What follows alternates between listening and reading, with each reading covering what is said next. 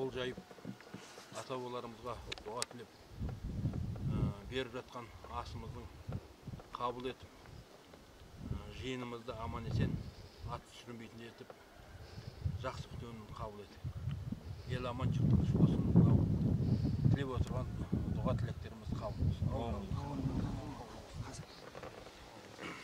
Адамға ауылда барған жоқ, телефонын алып барған жоқ. Қазір алдынан түске ауылда былай алдынан былай қабан келетір ма?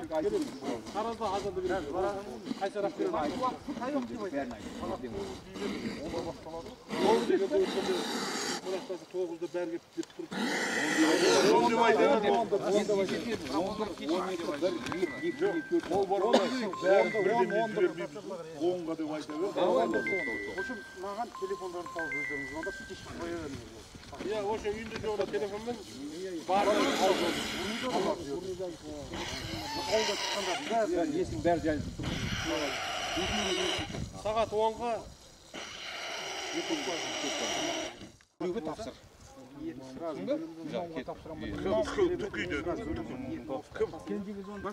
Ола ма? Телефон нөмірге берді.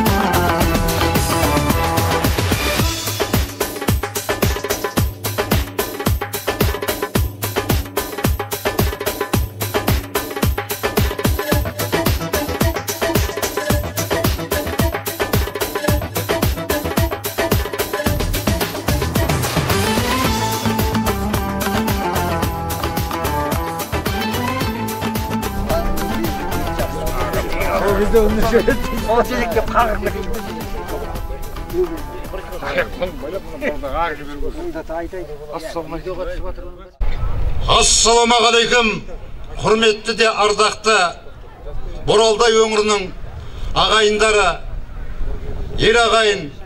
Мына бүгін сіздердің алдарыңызда Алматы қаласында тұратын Боралдай өңірінің азаматтары, ауылым алтын бесігім деп жазылып тұрғандай, соғады өзім деп жүрегім деп, мына көкпар қазақтың ұлттық дәстүр ойындарына қош келдіңіздер. Мына бүгінгі ұйымдастырылып отырылған іс-шара қазақтың дәстүрлі салты бар. Көкпарда беріп отыратын бірін-біріне. Мына Алматы қаласында тұратын бөлінбеген, қаймағы бөлінбеген осы Боралдай өңірінен түлеп шыққан азаматтар сіздердің алдарыңызға келіп, көкпардың рәсімін беріп, және оған қоса ауылға деген бәріміз осы ауылдан шықтық, түлеп ұштық. Сол ауылға өзіміздің бір тамшы болса да, ең басты мәселесі бір демеушілік үш ауылымыз, Ертай ауылы, Көлтоған ауылы, Ырысбек ауылына көмегімізді көрсеттік деген үлкен ойларымыз болып, алдарыңызға талқыға салуға келіп тұрмыз. Ең басты мақсаты болашақта бүкіл осы Боралдай өңірінен шыққан бүкіл Қазақстан Республикасының азаматтары осы ауылға демеушілік көрсетсе дейміз. Себебі ауылымыздағы білімді азаматтарға демеу болса, жағдай жоқ азаматтарға демеу болсақ деген ойымыз бар. Соны қабыл алыңыздар ағайындар. Әрине бүгін қараңыздаршы, айналайын туған жеріміздегі ауа райы да өздеріңіздің көңілдеріңіздей болып, беймара, тамаша болып тұр. Олай болса, елден баталайық, жаңбырменен жегірер, батаменен ел көгірер деп, ауылдың ақсақалдарын шақыруға рұқсат етіңіздер. Амиров Қайрат Байбол Мақсат аға, Нұрпейіс Бақтияр аға, Тілеш Жақсыбек ағаны ортаға батаға шақырайық.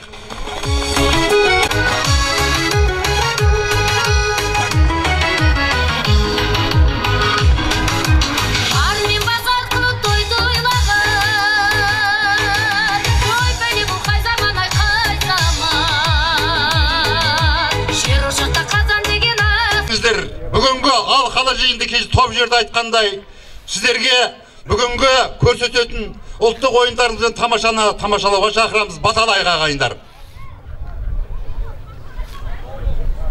Құдайым қолдасын, дастарханымыздың байлығын, деніміздің саушылығын берсін.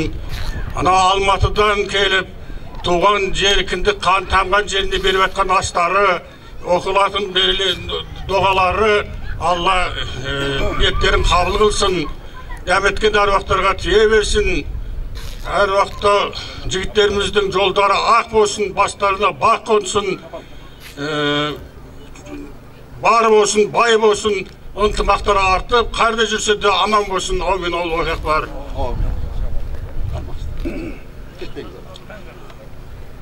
Қымбатты ағайындар, мынау Алматыдан келген біздің еліміздің тұлғалары, осы шауылдың азаматтары, осы елім деп, жұртым деп, кіндік қанын тамған жерлеріне, елін ұмытпай, жұртын ұмытпай, сіздердің алдарыңызға бір жағадан бас шығарып, бір жерінен қол шығарып, ұйымшылықпенен, ынтымақ берекеменен алдарыңызға бүгінгі мына ұлттық ойынымыз көкпарды ұсынып отыр.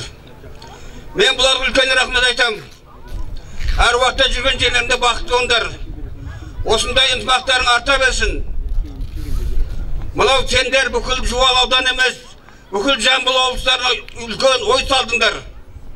Мынау Боралдай өңірінен шыққан жастар Алматыда 80-дей бар екен. Мына осылар бастар бірігіп, осындай тамаша ойын сауық құрып жатыр деп үлкен ой салдыңдар.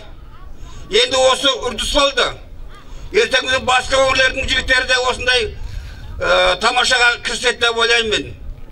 Мынау қайда жүрсеңдер ынтымақта берекелерің арта берсін. Құдай дендеріңіз сау болсын. Аман есен күліп ойнап, мынау еліңді, жұртыңды, халқыңды сыйлап, осылардың қошеметіне, құрметіне бөліп жүргендер. Әр уақытта бақытты болыңдар. Әумин деп бердім бата, қолдасын қыдырата, қыдырата қиласын, періште аласын. бақ берсін, бас берсін, кетпес дәулет бақыт берсін. Үй іші ауыл аймақ аман болсын. Баршамызға тыныштық заман болсын. Табиғат таусылмай тыныштық беріп, жайлы дастарханың тағам болсын. Абырой атаң даңқың арта берсін. Бақ дәулет қызығымен қатар келсін. Қонақтарың жақсы көрген жиі келіп, жайылған дастархандардың дәмдісін тата берсін. Осындай ойын сауық бола берсін. Үй іштерін той-думанға тола берсін. Өмірдің гүл жайнаған бақшасында бақшаңа бақытсы қона берсін деймін. Әумин, Аллаху акбар. Бақытты болыңдар шаттар. Үлкен рахмет, ақсақалдардың батасын алсақ, бір сый-сияпаттарымыз береді. Шапан жабуға рұқсат етіңіздер.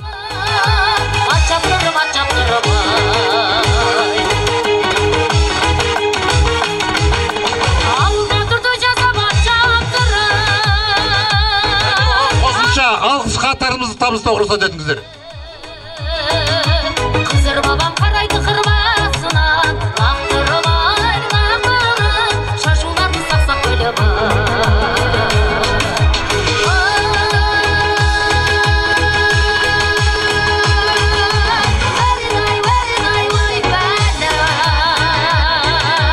Ауыл жатыр тойы жазылып, ат жаптырып, ат жаптырып.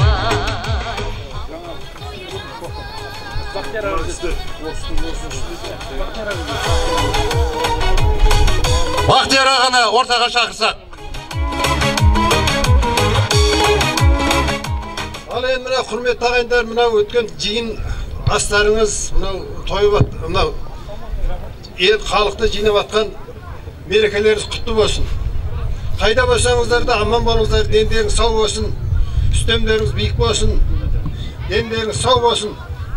Халық жұрт Қазақстан гүлдене берсін, соның бір санатында сіздер басқарып, дендеріңіз сау болып шауып жүре беріңіздер. Аспанымыз ашық болсын, гүлдене берсін. Деніміз сау болсын. Қайда жүрсеңіздер аман болыңыздар, аумин. Ағамызға шапан мен алғыс хат табыстауға рұқсат етіңіздер.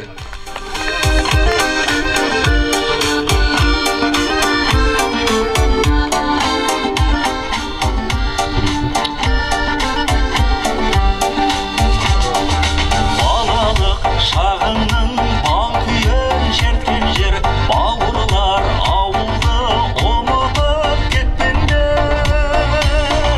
Сол жерде Рысбек ауылынан Жақсыбек ағамызда, Жақсылық ағамызда. Бал күйін шерткен жер. Құрметті Көстаған ауылының жиналған меймандар, Алматыдан келген меймандар, Тараздан келген меймандар. Барлықтарыңызға мынау жиналған мерекелеріңіз құтты бола берсін. Ауызды еске алып келгендеріңе мыңдап рахмет. Біздер алыстан келген меймандар. Сіздерге айтатын тілегіміз, көзіңіздерің көгеріп, өмір бақи жаманшылық көрмей, арттарынан жетіп жатқан жеткіншектерің өсіп бақытты өмір сүре берсін. Алдыңғы қойған жоспарды орындап, аспандарың ашық, денсаулықтарың бақытты бола берсін. Әмин. Әмин десең мені баса, қолдасын қыдыраса, қыдырын қияласын, бақытты құсыға қолын еді. Айдан амандық болсын, жылдан есендік болсын. Барлықтарыңа тілейді, зор денсаулық болсын. Сәл сабыр етіңізде, мінекей ат шапанымызды Рысбек ауылынан келген ақсақалымызға ат шапан алғыс хатымыз табыстауға рұқсат етіңіздер. Өскен кір жылып, күнде кескен, ауылы ұмытпай бауырлар, бір мезгіл елге барыңдар.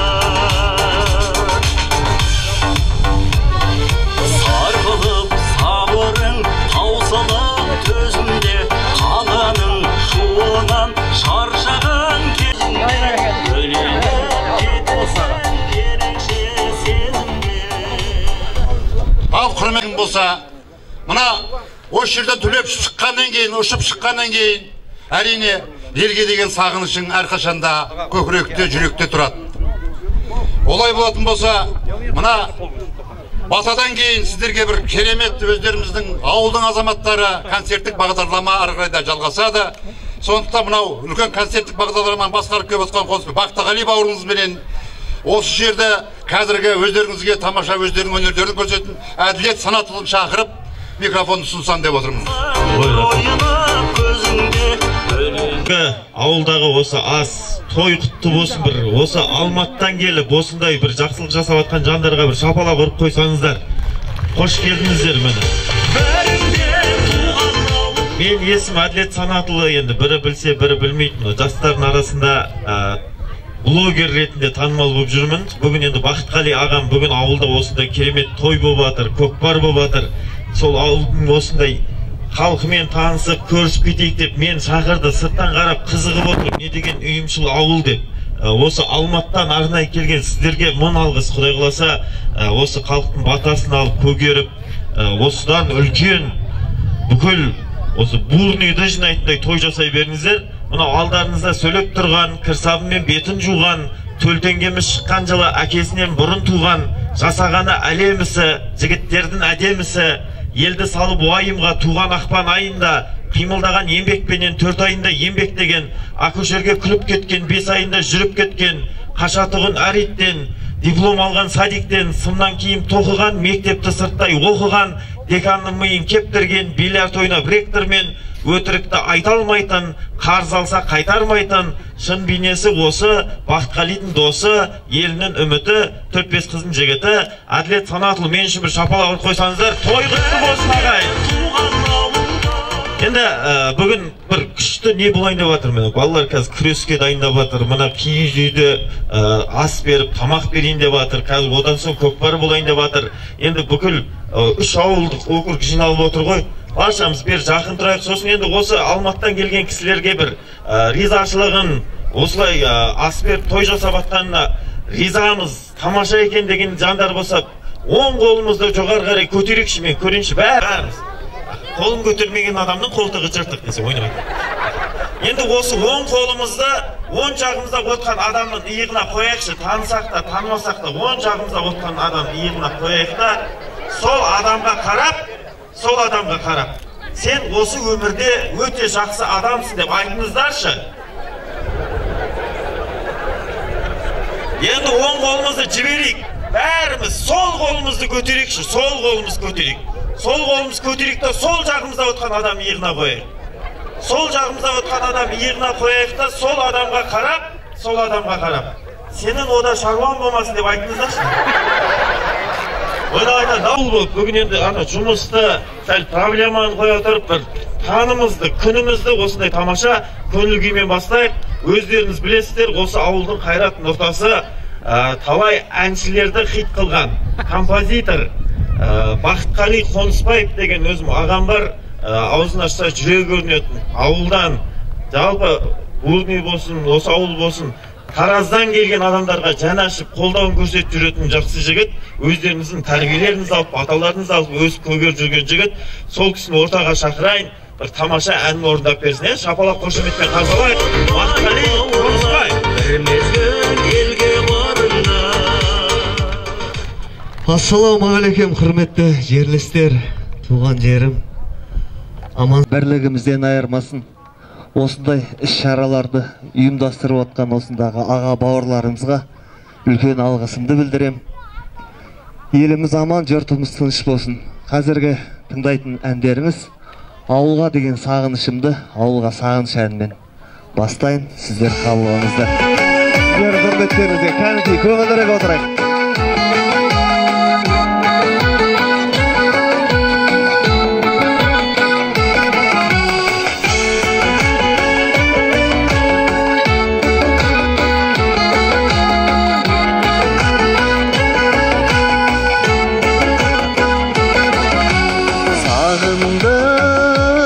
Ауылдың атқан таңында сағындым, гүл жайнаған бағында сағындым, аунаған әппақ шағым ауылымды, сағыныш ыстық жалынды, ауылға арнап әнімді, сағынды жүрек сағынды, ауылды бауыр бәрімді, сағындым елім ауылымды, сағындым елім ауылымды.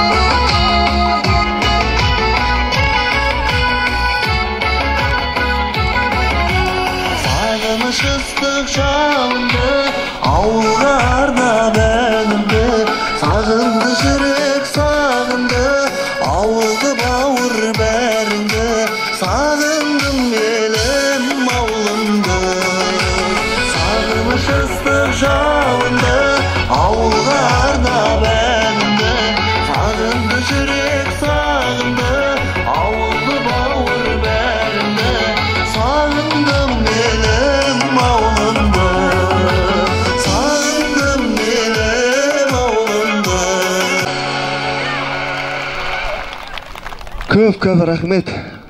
Қайда жүрсек те енді ауылымызды ұмытпайық.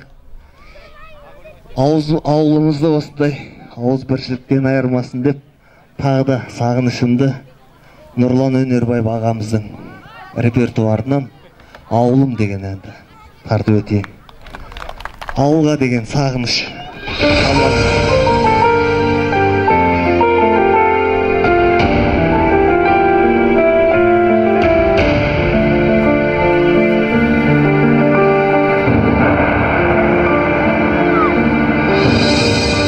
Жайлап отыр менің ауылым,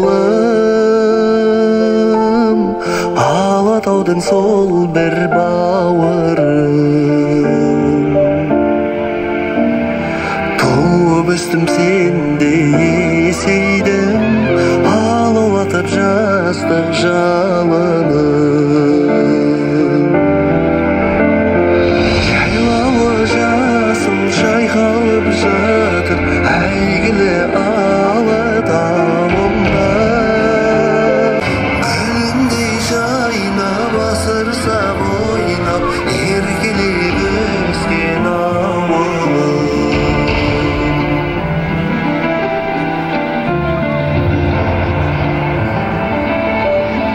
Қайда жүрсем естен кетпейсің, көңілімде менің көктейсің. Бір жалын бар бойда сен жаққан, жүрегімде мәңгі өшпейтін.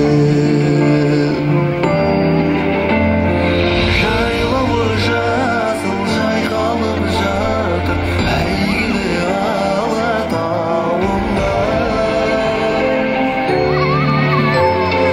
Гүліндей жайнап асырса ойнап, еркелеп өскен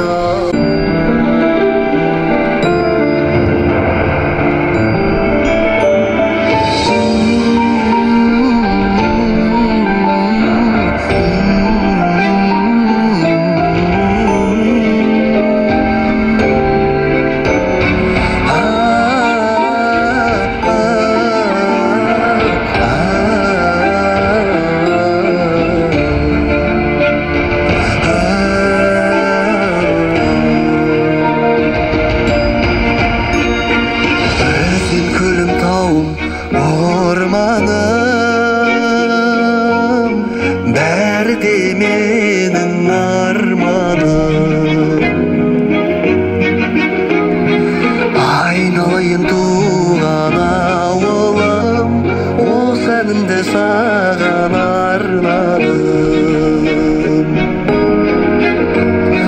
Жайлауы жасыл жайқалып жатыр, әйгілі Алатауымда.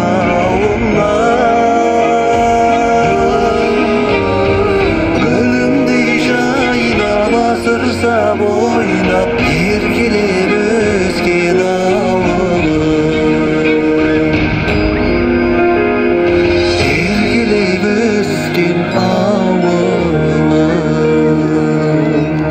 рахмет бауырым. Ақсақалдардан бата алсақ, ауылды алға жүргізетін, ауылдың жанашырлары қазіргі бұрын біз бала кезімізде аға деп жүрсе, қазір мекен ақсақал болды. Сондықтан әр ауылдың ақсақалдары осы жерде еңбегі сіңген азаматтар, осы елім жерім деп қызмет жасаған үлкен ағаларды шақыруға рұқсат етіңіздер. Үш ауыл деп біз ауылды бөлмедік. Ертай ауылы, Көлтоған ауылы, Рысбек ауылы деп. Сондықтан Серкебай, Байзақ ағамызды, Аббасов, Аман ағамызды, Ералиев, Әбуғали ағамызды шақыруға рұқсат етіңіздер. Құрмет ағайын, бүгін мынау біздің жағымызды басып келе жатқан жігіттердің ұйымдастырып отқан шарасында өте қатты көңілім толып отыр.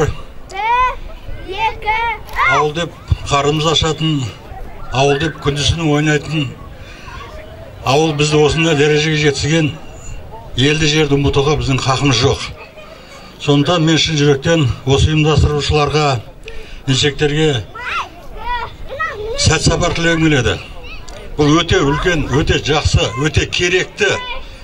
Елге, жұртқа, бала шағамызға, немерелерге өте керекті нәрсе. Бұны барлық жағынан бәріміз қолдауымыз керек. Ауылдан өскен жігіттер үлкен ер тұлғалы бейнесін осы Қазақстанның жерінде, шет елдерде көрсетіп жатыр. Үлкен рахмет сендерге. Үлкен рахмет аға. Саламатсыздар ма, құрметті қалайық, құрметті ауыл тұрғындары. Мынау бүгін сіздердің алдарыңызда өзіміз мынау 3 ауылдан шыққан жас жігіттер, ауылым алтын бесігім өзің деп, соғады жүрегім деп, ұрандарын айтып, алдарыңызға келіп, үлкен бас иіп, өздерінің тамашаларын бастағалы тұр. Құрметті айналайын інішектер, құрметті ауылдан шыққан, осы Алматы өңірінде тұратын жігіттерге айтарым. Мынау ауыл дәу бәйтерек болса, бәйтерек тамырымен мықты, жапырағымен көрікті дейді. Біздер байқалмайды екенбіз. Өзіміздің ауылдан шыққан жас өспірім балалардың өсіп өніп, осындай кереметтер тірлік жасап атқанын.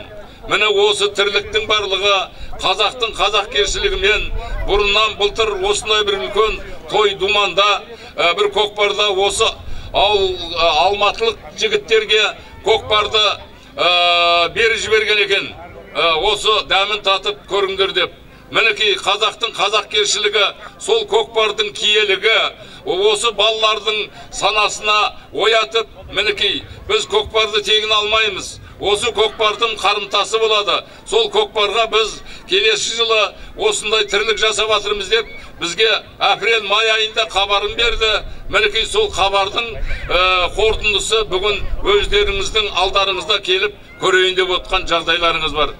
Ал жігіттер, сендерге айтарым, ауыл деп соқса жүректерің еш уақытта кем болмайсыңдар. Барлығымыз осы ауылдан шықтық, ауылдан өндік, өсіп өніп жатырмыз.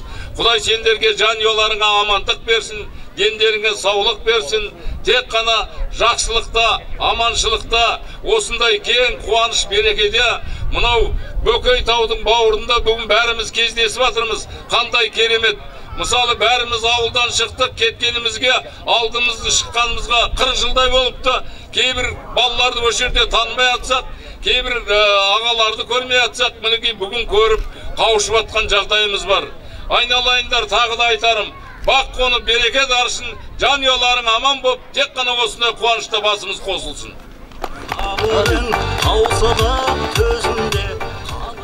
Құрметті жерлестер, қонақтар, біз бүгін үлкен бір іс-шараның куәгері болып отырмыз. Бұл бастама өнегелі кейінгі жастарға, жалпы осы Боралдан шыққан жігіттерге үлкен бір өнегеліс болды деп ойлаймын. Себебі осын бастап отқанына біздің інілеріміз, Алматыда жүрген інілеріміз мүмкей 80-90 үй болып қалды деп жатыр.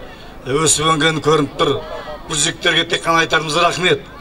Бұл ауылды сыртқа шыққан кезде сағынасың. Ауылда байқалмаса да, мен кешеде айтып кеттім, біз Алматыда оқыған кезде Жуалы бойынша бір 30 шақты жігіт бас қосатынбыз. Қазір біздің Боралдай өңірінің өзінен сол 90-100-ге жетіп қалды. Жетіп қалды. Бұл өскенімізді, өркендегеніміз көрсетеді. Ал сол жігіттер біріне бір бас болып, қос болып, елге келіп, үлкен тамақ беріп, ас беріп, қарайларын батасын алып, өз ойларын іске асырып жатыр. Кеше осы жігіттермен бірге бас қосып сұхбаттасқан кезімізде бұл жігіттердің тек қана бүгінгі осы көкпармен, осымен іс-шара бітпейді. Бұлардың келешегі мол, жоспарлары мықты. Сенді себебі бұлар қайтсек, ауылды көгертеміз. Қор құрып осы ауылды орнына қайсық келтіреміз. Жастарға қалай көмек береміз деген үлкен ниеттері бар. Мен сондықтан осы жігіттерге ниеттеріңізге жақсылық тілеймін, жолдарың болсын, бастамаларың құтты болсын, арғай жалғасы таба берсін. Еліміз аман болсын, заманымыз тыныш болсын. Үлкен рахмет, мына ағаларымызға шапан жауы ұрсат етіңіздер, алғыс хаттарымызбенен. Қошемет көрсетіп қояйық бұдан. Жол тартсаң нұр ойынып көзіңде, өленіп кетесің ерекше сезімге. Бәрінде туған ауыл бар, ауыл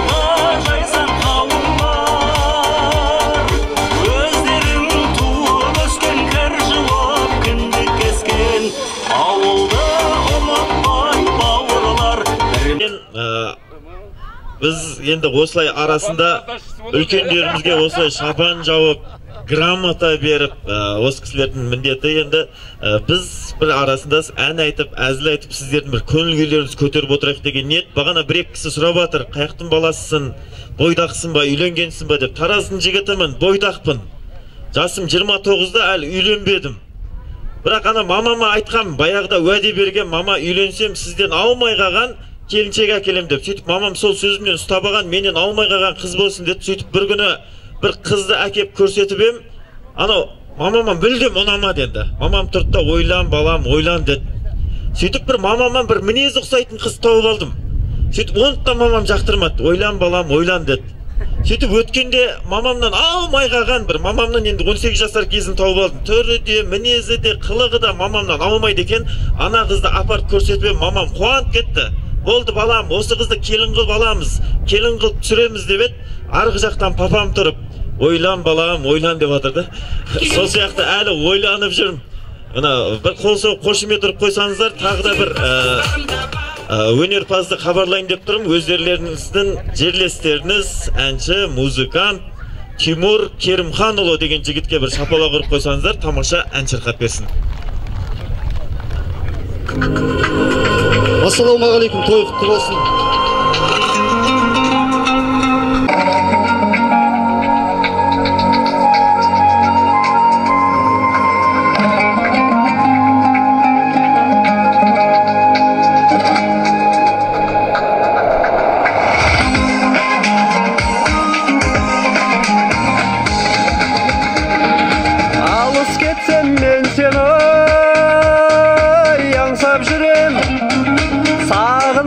Сазымен ән сап жүрем туған жер, ауылымның түтін ау, қымбат маған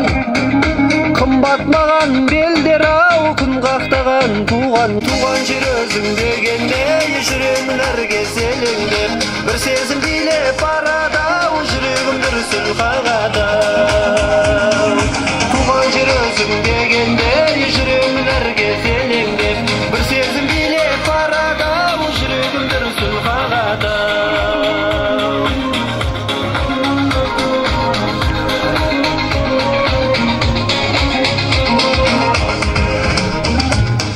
Көзді тартып жайнайды далам гүлдеп, қасиетіңді қашандай балаң білген туған жер. Бұл өмірге шіркін ай не жетеді, құшағыңда әкеңмен анам жүрген туған жер. Туған жер өзің дегенде, жүрем барады ау, жүрегім дүрсіл қағады. Туған жер өзің дегенде, жүремін әрге селеңдеп, бір сезім билеп барады ау, жүрегім дүрсіл қағады.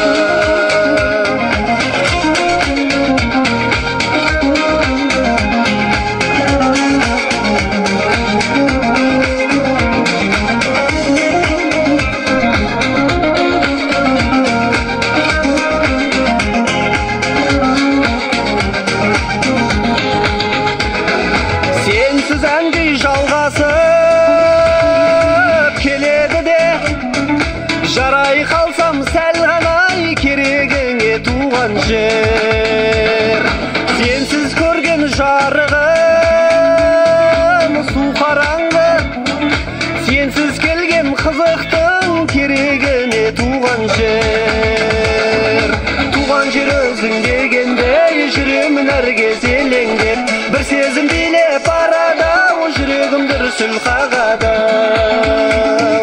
Туған жер өзің дегенде, жүремін әрге селеңдеп, бір сезім билеп барады ау, жүрегім дүрсіл қағады. Туған жер өзің дегенде, жүремін әрге селеңдеп, бір сезім билеп барады ау, жүрегім дүрсіл қағады. Туған жер өзің дегенде, жүремін әрге селеңдеп, бір сезім билеп барады ау, жүрегім дүрсіл қағады. Бір сезім билеп барады ау, жүрегім дүрсіл қағады. Жүрегім дүрсіл гүрсіл қағады.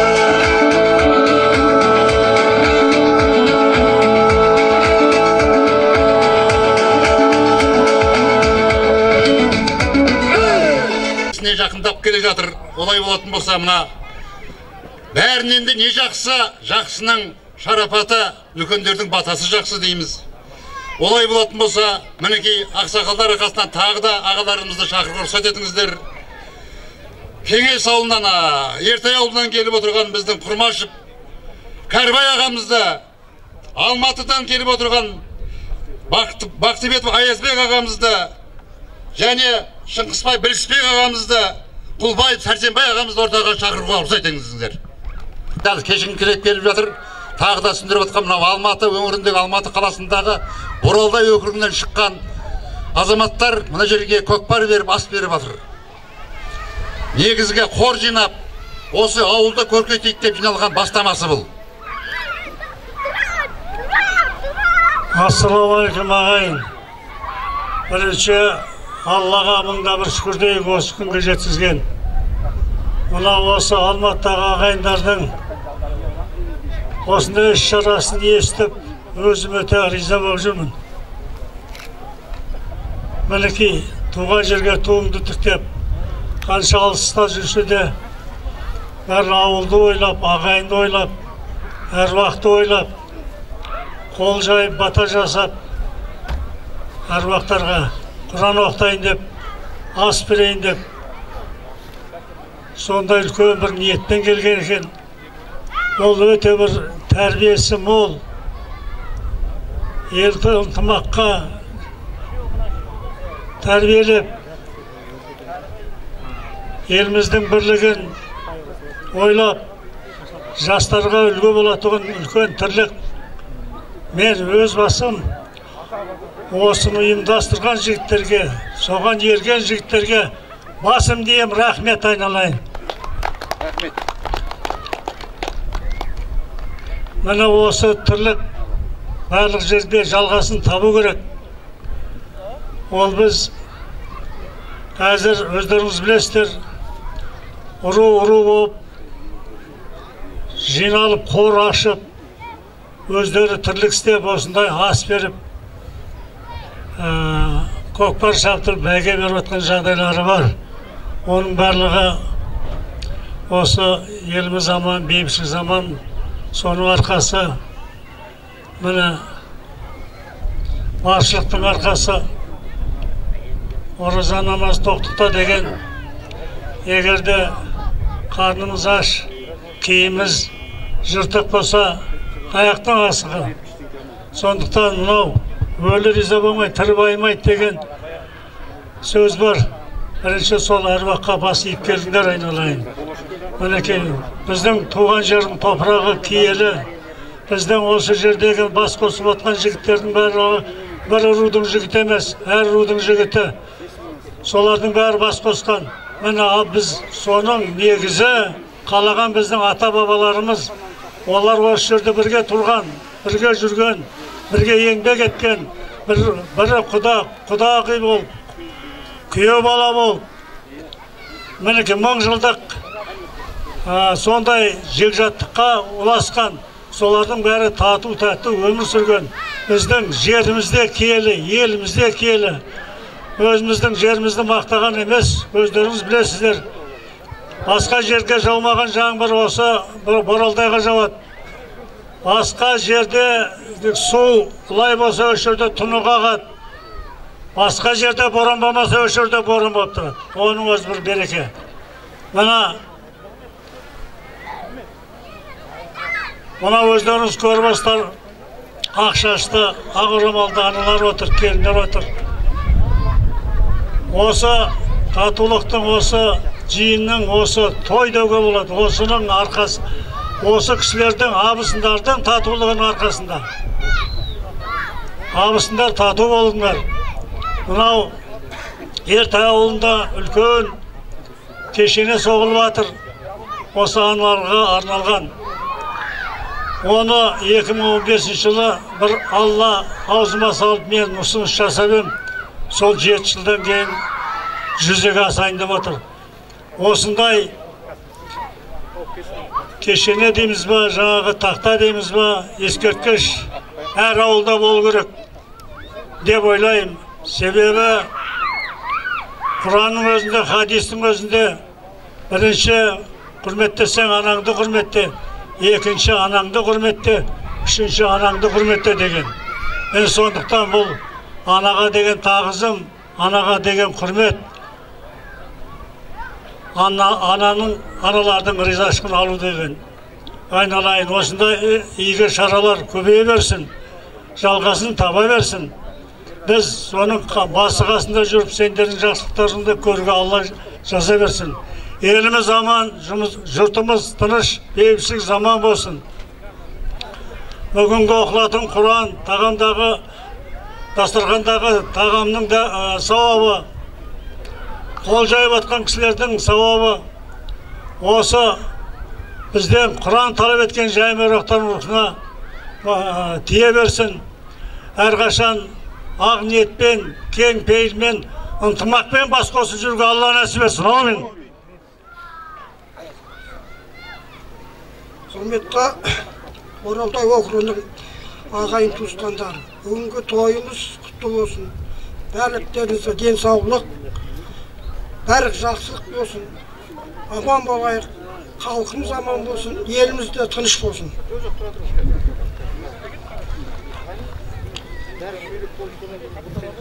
Ассаламағалейкум.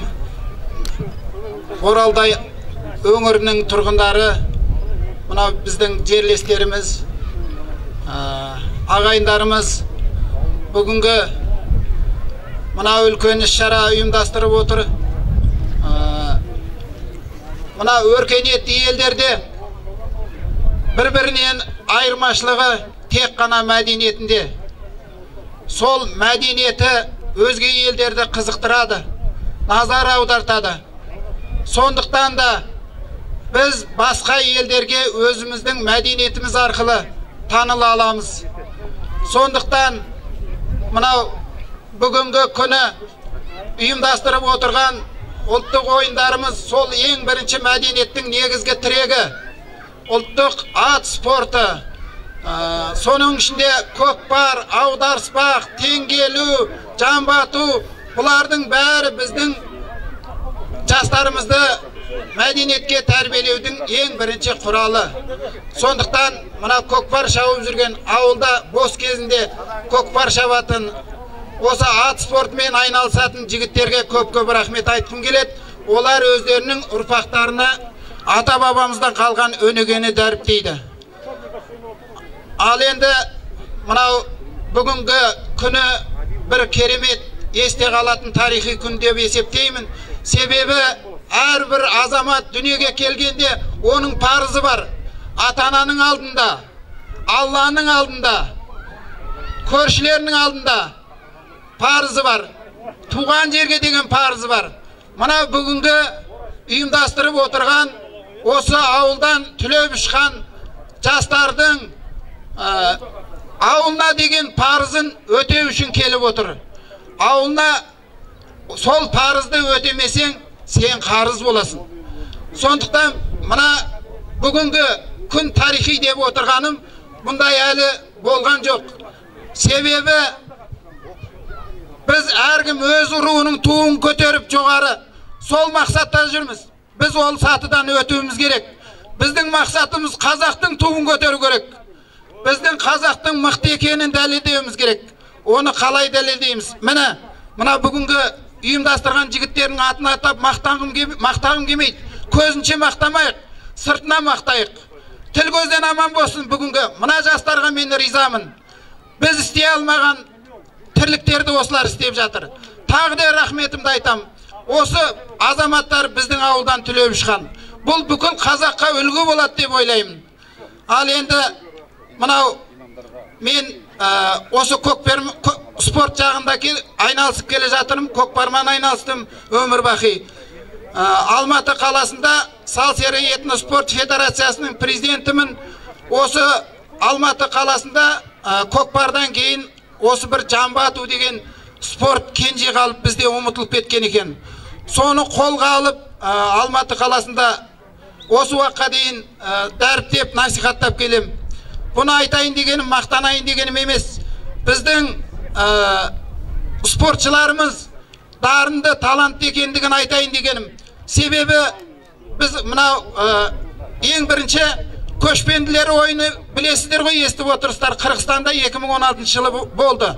Сол 2016 жылы Қырғызстанда көшпенділер ойына мен Қазақстанның командасын алып бардым. Сонда мен бірінші рет үй алдым. Сол жарысқа мен спортивный киіммен бардым. Балаларым да спорттық киімдермен барды. 63 мемлекеттен келген, сол 63 мемлекеттің бәрі ұлттық киімде киініп келді. Сол кезден бастап мен алдыма мақсат қойдым. Біздің ұлттық киіміміз кімнен кем? Неге біз кимейміз? Барымызды неге көрсетпейміз? Өзбек өз киімімен, ұлттық киімімен келген, қырғыз өз киімімен жүр. Біз қазақтар спортивный формамен жүрміз. Сондықтан мынау шапан біздің ата-бабамыздан қалған, мынау бөрік ата-бабамыздан қалған киелі киім болып саналады. Сондықтан біз ата-бабамыздан жолынан адаспайық. Әр кезде ұлттық киім киюге тырысыңыздар. Неге үлкен кісілерге, ақсақалдарға, ел ағаларына шапан жабады? Өйткені құрметтің ең жоғарғы сатысы деп есептелінеді. Сондықтан бүгінгі шапан киіп, сол аталар мен ағаларға өмір жастарыңыз ұзақ болсын. Мынау балаларыңыз бақытты болсын. Біз балаларымызды өз ұлтымыздың жақсылықтарын дәріптеп насихаттайық. Енді уақыттарыңызды алдым, айып етпеңіздер, көп сөйлеп кеттік. Мынау осы әркім өзінің туған жеріне бір тамшыдай пайдасы тисін деп айтып жатырым. Сөзді көбейтпейік, іске көшейік. Менің бүгінгі тағы да бір айып етпеңіздер, осы 2-3 жылдың ішінде Қазақстан Республикасының атынан 3 балам неге барып келді? Шетелдерге. Мына Венгрия қаласында барып, сол Венгрияда 16 жасар балам әлем чемпионы болып келді. Монғолиядағы осы 2-3 күннің арасында барып, Монғолияда 3-ші орын алып келді. Мынау тұрған менің немерем Қазақстанда 16 жасқа дейінгі балалардың арасында 2-3-ші орын алды. Арт жақтарыңызда тұрған бір жасөспірім тоже атта отыр, қазір садақ атып көрсетеді. Ол да мынау Алматы қаласында Ұлы дала рухы деген фестиваль өтті. Сол фестивальға үлкен ересектердің арасында жарыс өтті. Сол Башқұртстанның чемпионы, Дагестанның чемпиондары кеп қатысқан жарыста 16 жасар 2 балам 1-ші, 2-ші орын алды. Жағы Башқұртстанның чемпион болып жүрген 3-ші орын алды. Бұны айтайын дегенім, біздің қазақтар дарынды, тек қана дарынды балалардың, бұлақ көрсең көзін аш дейді ғой, сол дарынды балалардың көзін ашу керек. Сондықтан мынау біздің Жуалы ауданы осы ұлттық ойындарда жамбату өте кенже қалып жатқаны бір ойында жүрген еді. Соны мына бүгінгі округтің Бауыржан бауырым бар ма екен? Бауыржан жоқ па? Мына мен өзімнің бір садағымды, оғымды сол осы округ ненің өңірдің әкімі Бауыржанға табыстаймын. Бір садақ оғымен сүнінген арғы жағында тұрған мишенімен соған қалдырып кетем. Ол енді біледі ауылдың жағдайын. Осы спортты дамытады деген жігітке тапсырып, балаларды жаттықтыруға атсалысады деп ойлаймын. Егер де менің көмегім керек болып жатса, кез келген уақытта көмектесуге дайынмын. Енді бүгін мен де пайғамбар жасына келіп, үлкен азаматпын деп, атамын деп есептеймін. Сондықтан мен де бата берейін сіздерге. Құдайын оңдасын, еш жаманшылық болмасын, жемісті болсын тер төккен еңбектерің, бақыт болсын әрдайым көргендерің. Мерей мен рухтарың артай берсін, бедел мен абыройларың асай берсін, таси берсін. Аумин.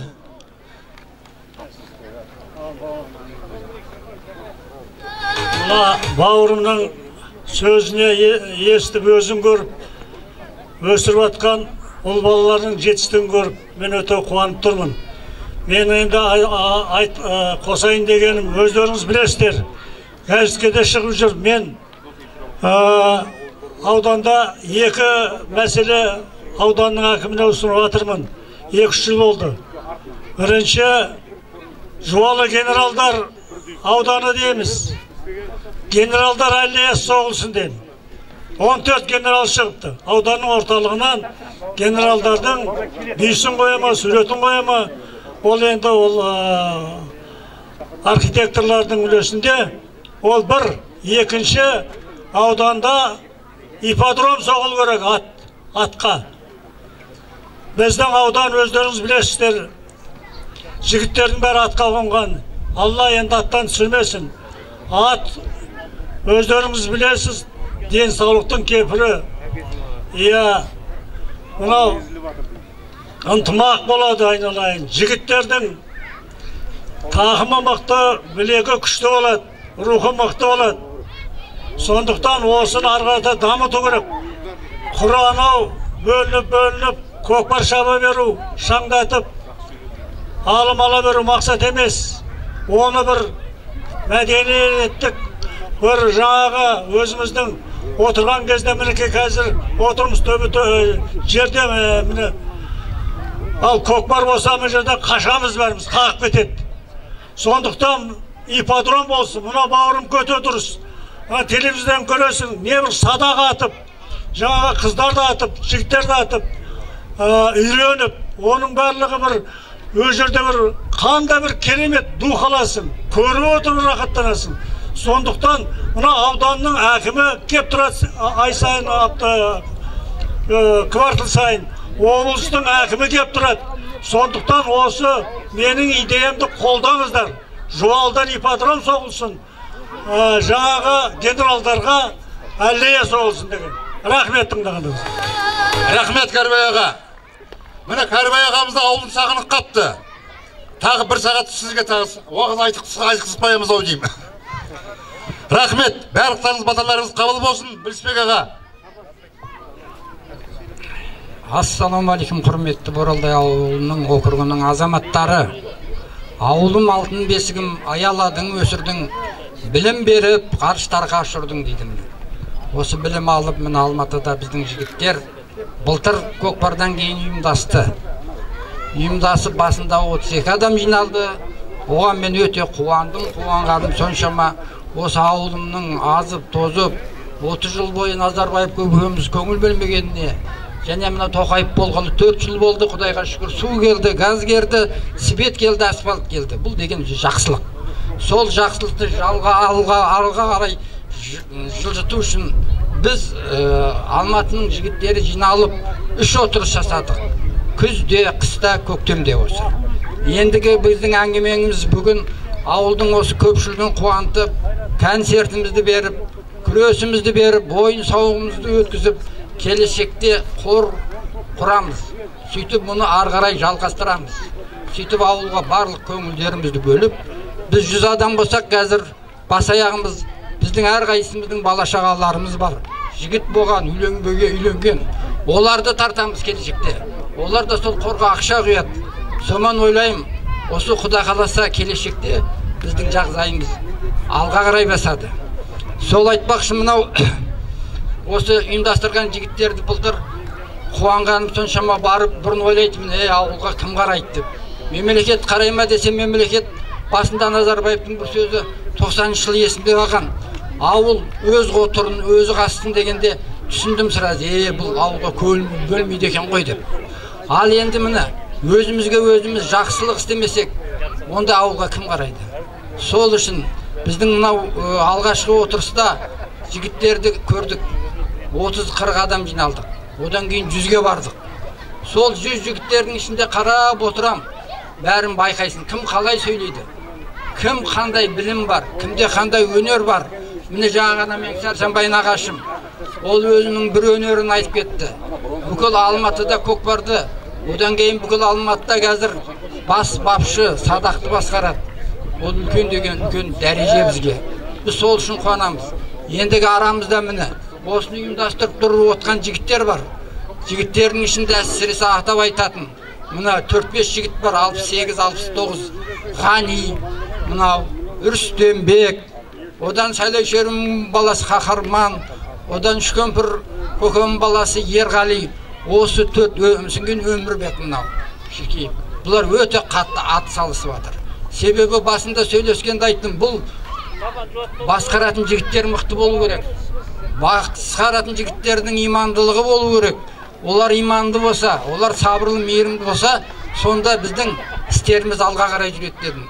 Себебі сөйірдегі кәрелердің ішінде үлкені мен екен біреу мынау Омаш көкем, баяғы Қаратай көкемнің Шәріп атамыздың баласы, одан кейін мынау Аяз көкем, ең үлкені үшеуміз болып саламыз. Сол үшін бұл енді бұрыннан айтады ғой ата-бабаларымыз. Бірінші кім сөйлесін, үлкен сөйлесін дейді, қария сөйлесін. Себебі үлкеннің артынан ілескен адам бұл жаман болмайды. Біздің салт дәстүріміз бойынша, біздің салт дәстүріміз деген өте керемет. Сол салт дәстүрімізді ары қарай жалғастырып, осыны алып кетуіміз керек.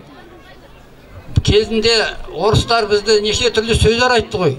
Сол кезде ұлы Тяньшанский дейтін орыстың ғалымы қазақтың салт дәстүрін тексерген ғой.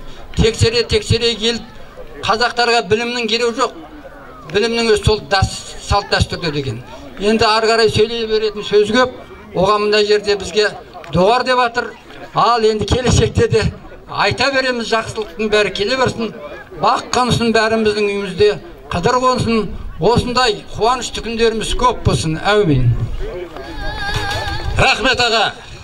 Онда мына сый-сипаттарымызда шапандарымызды табыстауға рұқсат етіңіздер.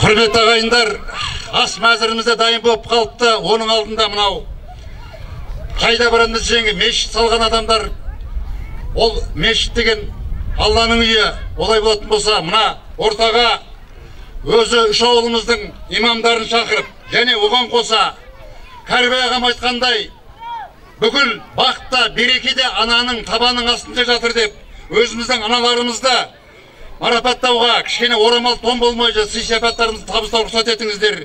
Шәкібаева Айткүл, Сүңгібаева Төлебала,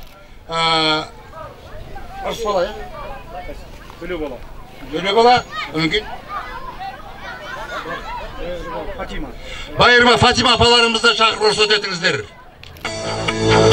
Армысыздар қымбатты мынау Көлтойған ауылының және жалпы Боралдай әкімшілігінің жарандары. Барлықтарыңыздың бүгінгі бас қосқан керемет бір күннің шуағында осындай күнге жеткізген Аллаға сансыз шүкірлік айтам. Мынау біздер ауылымыз мінеке қандай керемет, жақсы сөздер айтылып жатыр. Жақсылық осы топырағымыздан дарыған ғой. Алтын бесігіміз, ауылымыз гүлдене берсін, жайнай берсін. Ал оған енді бүгінгі мынау балаларымыз айналайын. Алтындарымыз сендерге өте рахметімді айтқым келеді аналық. Өйткені мұндай нәрсе шара болмаған еді. Мінеке сендер ауылды дүр сілкіндіріңдер. Ауыл тұрмақ аудан, аудан тұрмақ мінеке Жамбыл облысын, мінеке Қазақстан таңғалдырып отырсыңдар. Айналайын, істерің өрге баса берсін. Әрқашанда осындай отаншылдық сезімдерің артып, мінеке сендер мінеке біздің келешегіміз деп арқа тұтқан едік. Сол нелерімізді орындап жатырсыздар, айналайындар, рахмет. Енді сіздер де мінеке бұдан да өркендей беріңдер, өсе беріңдер. Алла тағала алдарыңнан жарылқасын, биік белестерден көріне беріңдер. Айналайын, мына істерің алға баса берсін. Бұл көпке үлгі боларлық шара. Бақытты болыңдар. Жалпы еліміз, жұртымыз Қазақстан мінекей айтылып жатыр, рухани құндылықтарымызды жаңғыртып, мынау жаңа Қазақстанға аяқ басып келе жатырмыз. Осы үрдісіміз алға баса берсін, айналайындар. Рахмет сендерге. Өте қуаныштымыз. Үлкен рахмет. Мінекей аналардың батасын алсақ, енді имамымыздан бір ғана қысқаша ғана, өйткені қазір мінекей астарымыз дайын болып қапты. Осыдан кейін бір өзінің Бақтығали бауырымыз тамаша әнін менен жиылысты аяқтаймыз. Ассалаумағалейкум, құрметті ағайындар. Мінекей бүгін бір керемет күн болып жатыр. Мынау Алматы қаласынан келіп ағайындарымыз осындай жиын өткізіп, ниеттеріңіз қабыл болсын. Бұл бүткіл ауылымыздың қуанышы бола берсін.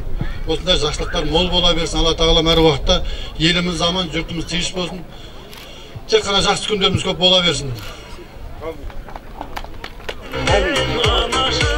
Ал сіз себат беруге рұқсат етіңіздер. Дұл қол шапалақтап ағайындарға, аналарыңызға бір букеттен, конверттен.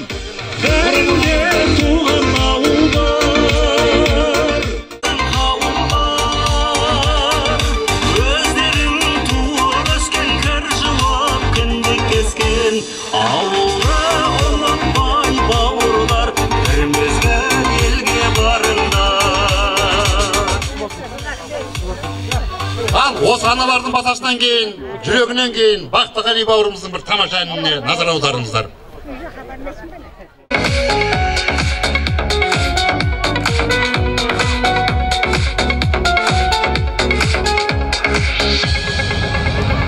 Сен мекенсің қыздардың гүл шынары, сен мекенсің қараңғы түн шырағы. Қабақ түйсің түседі қараңғылық, көздеріңнен күлгенде күн шығады. Маған ыстық өзіңнің таныс тұлғаң, таныр едім көрсем де алыстырдан. Тағдырыма табынам мен әйтеуір, өзіңменен өмірде таныстырған. Маған ыстық өзіңнің таныс тұлғаң, таныр едім көрсем де алыстырдан. Өмірде таныстырған. Ай бетпе биікке шыға алмасам, түсінбейсің сен неге шырарласам. Көрмеймін айналам түн сияқты, күлімдеге тек өзің шығармасаң. Маған ыстық өзіңнің таныс тұлғаң, таныр едім көрсем де алыстырдан. Тағдырыма табындым мен әйтеуір, өзіңменен өмірде таныстырған. Маған ыстық өзіңнің таныс тұлғаң, таныр едім көрсем де алыстырдан. Тағдырыма табындым мен әйтеуір.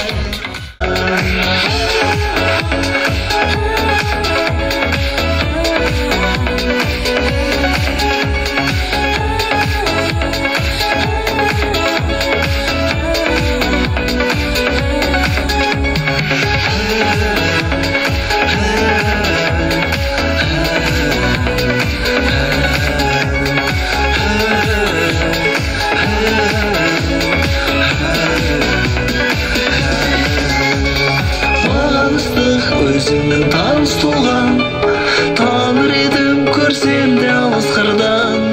Тағдырыма табындым мен әйтеуір, өзіңменен өмірде таныстырған. Маған ыстық өзіңнің таныс тұлғаң, таныр едім көрсем де алыс қырдан.